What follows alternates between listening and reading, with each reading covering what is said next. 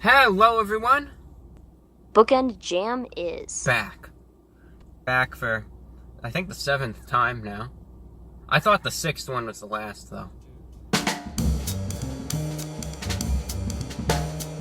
Not to get faux philosophical, but even the etymology of the word robot is tragic, owing its origin to the Chechen play Rossum's Universal Robots by Karl Čapek.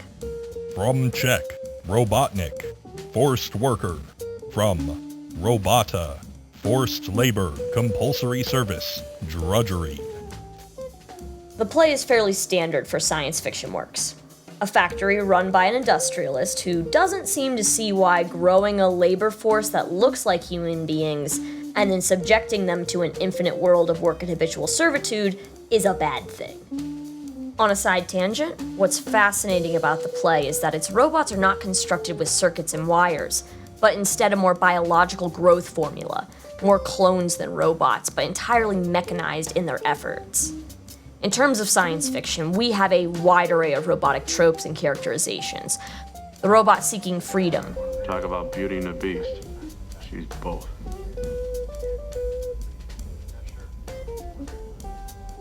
The robot seeking connection. And the robot seeking domination. The humans are dead.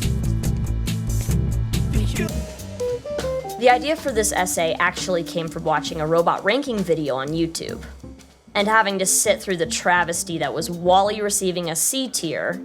WALL-E. Okay. What are his strengths? Garbage disposal? Let's put him at a C. While the weird TikTok dance robot gets to coast into a passing B+ grade. Pretty wiggly arms. Early in the tier video, though, they make an interesting joke that had me looking further into the robots listed under discussion. Like, let's do a tier list Oh yeah. of cops.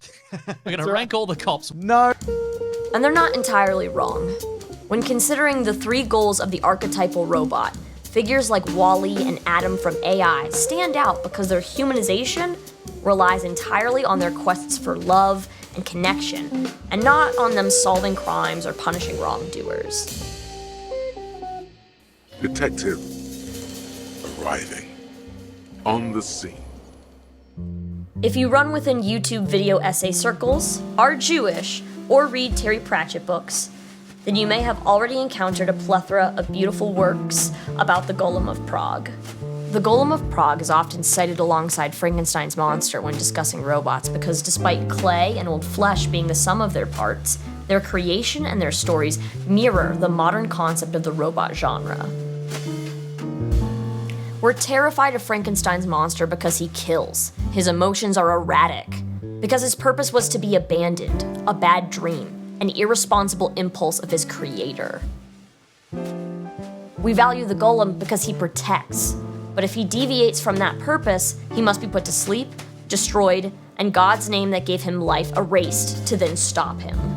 In terms of robots, and in essence all fictional characters since they are fabricated constructions that the narrative attempts to make compelling through imitation and emotion, are demanded to serve a function. In other words, the robot needs a task. They need to self-actualize. They need to change in the course of the narrative. But also, we want to showcase elements of the narrative world, make our robot character feel as alien as the audience, perhaps, enhance the danger of the plot or the hyperfuturism of the landscape. Often, this is where the work gets translated into what I feel is the noir and the crime procedural.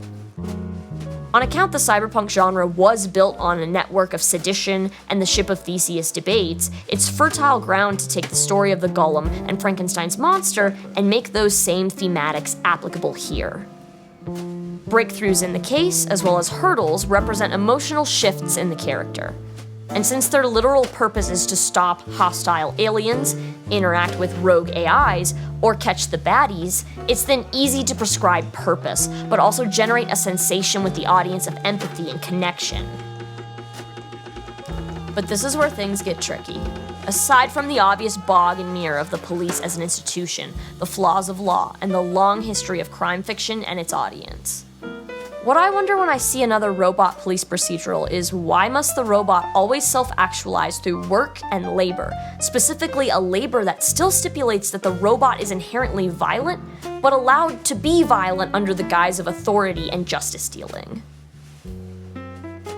is the only way to find yourself through work?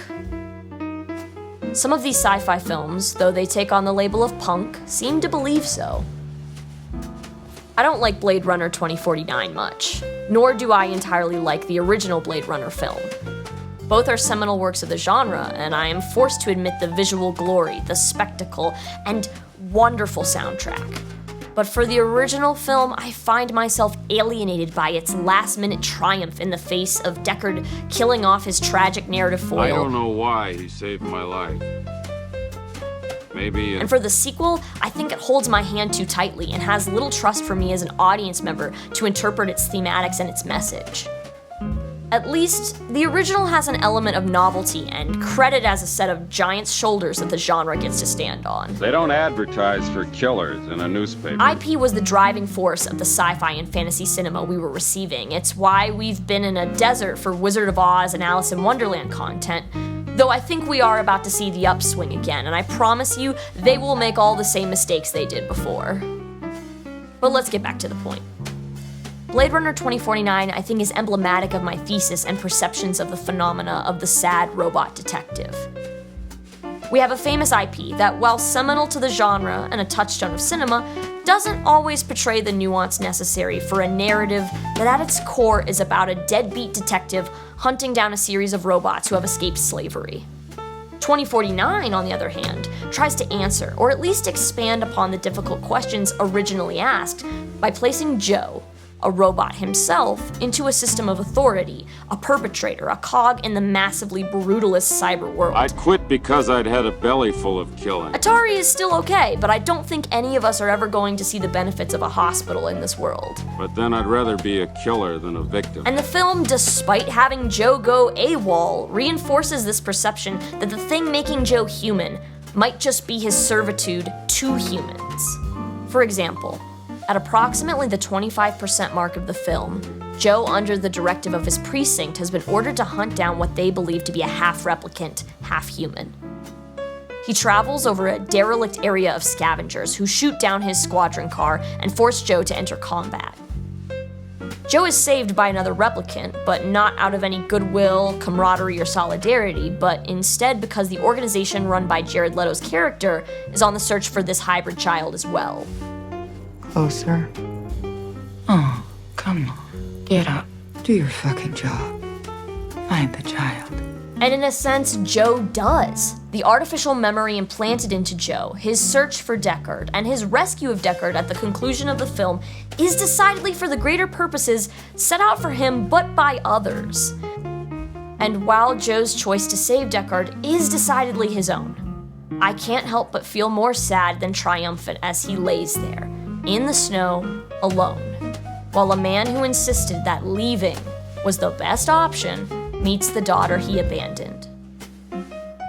It's like the narrative is saying, there's no reason for Joe to continue living. He served his purpose. If he's not working within an establishment of law enforcement or freedom fighting, there's no reason for him to exist. He's given Deckard a gift that will allow him to continue his life, and that which was always unattainable to the replicants. It's even sadder and funnier since this film essentially confirms that Deckard isn't a replicant. I've used a few scenes from Disco Elysium thus far, and while there are fantastical elements in the Elysium world, there are no sentient automatons to my knowledge. Unless you count our protagonist, Harry Dubois.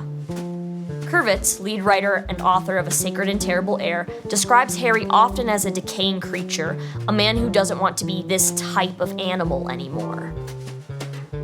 Not very robotic imagery for him, and yet we do know that Harry Dubois is mechanized in one very particular way, and that's his crime solving. Harry Dubois in his life is described as a belligerent drunk, a man who was violent in his life as much as he was loving, and a man suffering from addiction and traumas that have been long neglected. But also, Harry Dubois is the can opener, a device and a detective whose unrelenting focus and abilities make it so that he could run across the city of Revachol without pause. His precinct has little love for him. Mac, come here! You've got to hear this. Dick Mullen lost his badge. What's going on? And they doubt that he'll ever truly be clean, ever truly be anything but a man of degeneracy and trouble, but they can't give him up. As long as he fulfills his purpose, he can return to the precinct. They refuse to fully abandon him. And Disco Elysium leaves the player wondering if fate would have been kinder to let him live in his cabin by the sea. Stanislaw Lem, the author of Solaris, generates a robot or a detective assassin story of his own in The Mask. The protagonist of The Mask functions like a debutante, a femme fatale whose programmed goal is to murder a political dissenter who plans to usurp the reigning monarch.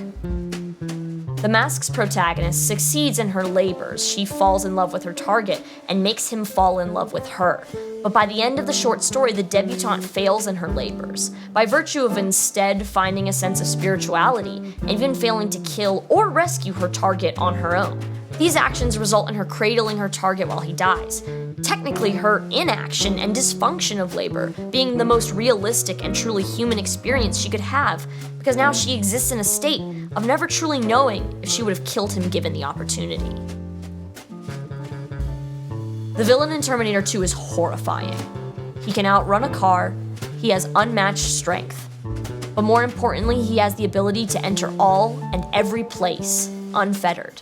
No corner is safe from him because he exists in a perpetual state of authority, control, and the understanding that the badge allows him to act fully with impunity. And instead of the good robot being part of the establishment, he firmly finds his identity in counterculture, befriending a young teenager and self-sacrificing out of love for another.